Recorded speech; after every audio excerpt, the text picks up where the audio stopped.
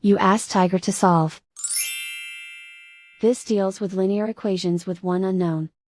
The final result is h equals 148/3.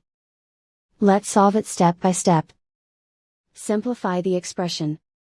Multiply the fractions. Break up the fraction.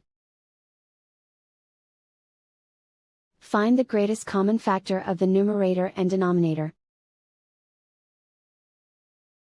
Factor out and cancel the greatest common factor. Group all constants on the right side of the equation. Subtract 4 from both sides. Simplify the arithmetic.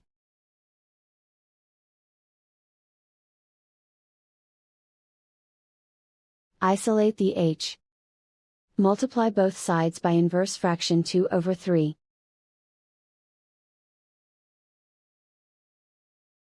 Group like terms. Multiply the coefficients. Simplify the fraction. Multiply the fractions. Simplify the arithmetic. And so the final result is h equals 148/3.